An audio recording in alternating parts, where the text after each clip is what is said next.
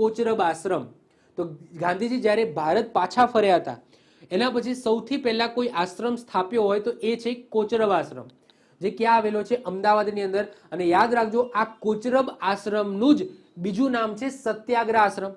યાદ રાખજો, સાબરમતી આશ્રમનું બીજું નામ સત્યાગ્રહ આશ્રમ નથી, કોચરબ આશ્રમનું બીજું નામ સત્યાગ્રહ આશ્રમ છે. એકચ્યુઅલી આ કોચરબ આશ્રમ એ બંગલો છે, બંગલો જે દાનમાં આપવામાં આવ્યો હતો અને તે આશ્રમની શરૂઆત કરવામાં આવી હતી. તો તમે ઇમેજ પણ તમે જોઈ શકો છો, બંગલા ટાઈપનું તમને આશ્રમ જોવા મળશે. ચલો વાત કરીએ આપણે કોચરબ આશ્રમની.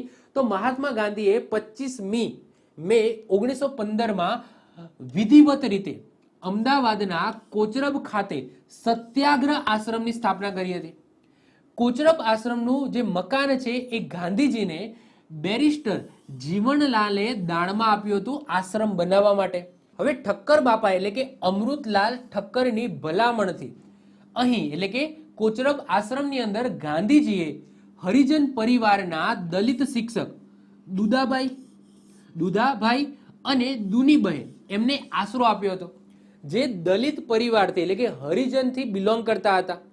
હવે આ આશરાના લીધે જે કોચરબ આશ્રમની અંદર જે છૂત અછૂત, એ વખતે તો બહુ જ હતું છૂત અછૂત, તો ઘણા બધા લોકોને અણગમો થયો, જેના કારણે ગાંધીજીના જે મોટા બહેન હતા રડિયાત બહેન, સાથે સાથે મગનલાલ ગાંધી, એમને આશ્રમ છોડ્યો હતો. સાથે સાથે જે ચુસ્ત હિન્દુ પરિવારજનો હતા જે આ આશ્રમને ફાઇનાન્શિયલ હેલ્પ કરતા હતા એમને બંધ કરી દીધી.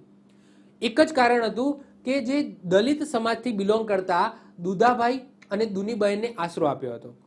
તો એ સમયે જ્યારે એમને ફાઇનાન્શિયલ ક્રાઇસિસ ચાલતા હતા, આ કોચરબ આશ્રમને સસ્ટેન કરવા માટે પૈસાની જરૂર હતી. એ સમયે કોણે પૈસાની મદદ કરી હતી? તો અંબાલાલ સારાભાઈએ 13,000 રૂપિયા, એ સમયે 13,000 બહુ જ કહેવાય, 13,000 રૂપિયાની મદદ કરી હતી. મતલબ કે આ એક કથા છે, આની વાત આપણે હિસ્ટ્રીમાં ડીપમાં કરવાની છે. પરંતુ કોચરબ આશ્રમ છે, આ કોચરબ આશ્રમની અંદર શરૂઆત તો બહુ શાંતિથી થઈ હતી, પરંતુ એ વખતે પણ છૂત અછૂત ચાલતું હતું, જેના કારણે જ્યારે બે દલિત શિક્ષક દુદાભાઈ અને દુનીબાઈને જ્યારે આશરો આપવામાં આવ્યો તો એના કારણે ઘણા બધા અણગમો થયો. ઘણા બધાએ જે આર્થિક મદદ કરતા હતા આ આશ્રમને ચલાવવા માટે એ બંધ કરી નાખી હતી. અને જ્યારે પૈસાની જરૂર હતી એ સમયે અંબાલાલ સારાભાઈએ 13,000 રૂપિયાની મદદ કરી હતી. ઈસવીસન 1917માં મરકી એટલે કે પ્લેગનો રોગ ફાટી નીકળ્યો અને ગાંધીજીએ કોચરબ આશ્રમ છોડવો પડ્યો અને પછી નવો આશ્રમ સાબરમતી આશ્રમની સ્થાપના કરી. ક્લિયર? તો એ પછી કોચરબ આશ્રમનું 1917 પછી ઓકે, કોચરબ આશ્રમ પછી એ આશ્રમ રહ્યો નહીં, એમને છોડવો પડ્યો તો પ્લેગના રોગના કારણે. આવી જ રીતના ઓછા સમયની અંદર મહત્વપૂર્ણ નોલેજ મેળવવા માટે અને મને સપોર્ટ કરવા માટે આજે જ આપણી યુટ્યુબ ચેનલ ટીચિંગ કિશન ક્લિપને સબસ્ક્રાઇબ કરો.